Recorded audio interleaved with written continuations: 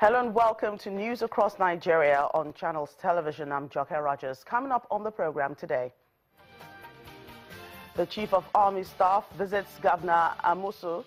Military insurgency tops their discussion.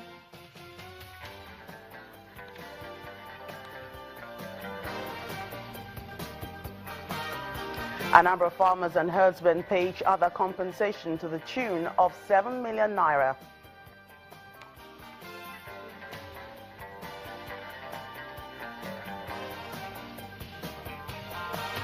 And the Kano State University holds its 20th convocation ceremony as over 17,000 students graduate.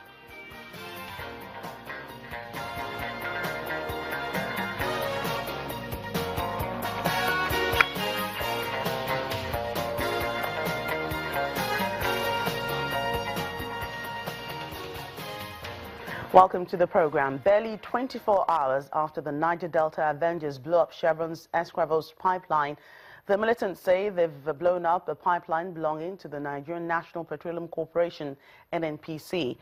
The militants said in their Twitter feed today that they blew up the NNPC gas and crude trunk line close to Warri in Delta State, Nigeria's Niger Delta region. Spokesman for the Ijaw Youth Council, Mr. Eric Omare, says another crude pipeline was attacked yesterday night near a Baton oil field in Warri, and that there were two simultaneous attacks on PPMC and NNPC pipelines. The NNPC is yet to confirm this incident. This is coming as the Minister of State for Petroleum, Ibe Kachiku, said the government needs to improve its amnesty program for militants in the Niger Delta to address neglect by the government and international oil companies. Well, the Chief of Army Staff, Lieutenant General Tuku Buratai, has dismissed media reports that some communities are recaptured back by members of the Boko Haram insurgents in the northeast. This remark was made in Abeokuta, the Ogun State capital, during a courtesy visit of the Army Chief to the Government House. Governor Ibikule Amusu asked Nigerians to be more vigilant and continue to cooperate with the security agents in protecting the territorial integrity of the country. The dignity of the army is a great institution. It's being restored. So well done. I know that would not have been possible without this, what I call huge efforts that all of you are putting into it. And I think we have to thank Mr. President too for creating that enabling environment for you people to try. I have no doubt in my mind that Nigeria Army, they can hold their own, and it's been demonstrated really. Anywhere you go for all of this peacekeeping and all of that, we excel. So why can we not excel in our own place here? So, and I'm happy now that yes, you are living up to expectation now. You're gonna do this when nobody is secure, nobody is safe, particularly in the northeast. So I want to commend and thank you on behalf of, I think, the entire nation, which the president does all of the time, but particularly on behalf of the good people of Nigeria. Because if one part of the body is not well, or everybody is not well, if one hand is not well, of course you are not well. So it is not just about maybe the northeast now, no. Whatever happens there will have that effect on the generality of all of us as a nation. Governor of Ogun State, Ibikule Amusu. Well, the Kano State government has commenced the process of installing closed-circuit television monitors at designated points in this outfit. Colonel Yakubu Yusufu says the security operatives will be trained in the fresh onslaught against criminals. And in Benue State, the police command has paraded 6 suspected criminals, and the Department for State Security, DSS, also paraded suspected kidnappers in the state. The Kaduna State government has commenced the process of installing CCTV monitors at designated points in the state capital.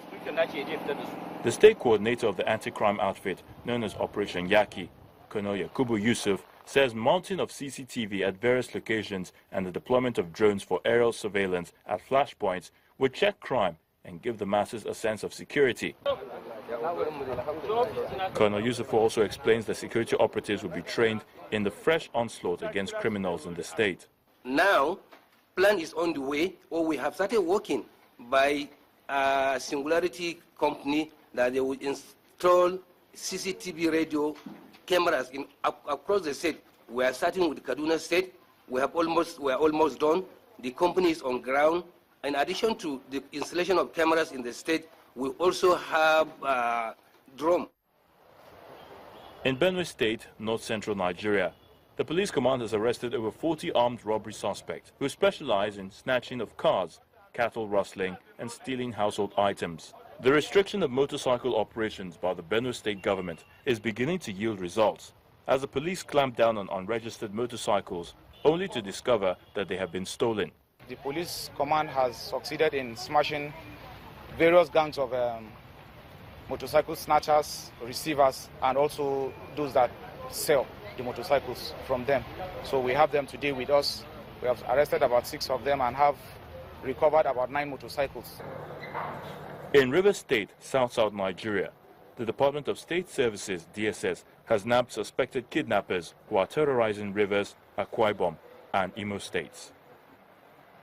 According to the DSS, luck ran out on them when they abducted a personnel of the security services and a former chief security officer to the governor of Rivers State, along Rukboku, and kept him in captivity in Ahoda town in Rivers State, from where the former CSO and 3 others, including a journalist who had also been abducted at different times, were rescued. 5 suspects, including a female, were also dragged to the Chief Magistrate Court in the state by the DSS and are billed to reappear over an amended charge of murder on one of their victims. The police and the DSS has already promised to continue to protect the lives of citizens. And the Cross River State government has employed 1,500 youth through the environmental initiative of the state governor. Mr. Ben Ayade says the objective of the Green Police is to protect and manage the state forest. Essential function of the Green Police, as conceived by me, which will expand ultimately, is to provide on the immediacy the protection of our forest, which is undergoing rapid depletion by thieves and armed robbers who come with all sorts of machetes. Unfortunately, the Green Police, by its concept, is not an arm-bearing police. As a matter of fact, the issue was the use of named police. And of course, as a lawyer, I did my studies to recognize the fact that policing is an act that could be done by anybody, even at civil level. So this is civil policing. And so the Green Police has a primary responsibility of protecting the forest, managing the environment, ensuring that there is proper afforestation, proper reforestation, and of course, increase urban forestation. Because the urbans today are getting very hot. Places where people build so many houses and no trees. Today, the Green Police will make it a law and make it compulsory for every single house to have a minimum of 7 trees. So that way, we'll be able to have a tree canopy across the city centers, creating a lower temperature, reducing the emission of carbon dioxide to the atmosphere. Governor of Cross River State, Mr. Ben Ayade. When news across Nigeria returns, returning IDPs in Yobe State seek support of the state government in the area of agriculture. We'll have that in a moment. Please stay with us.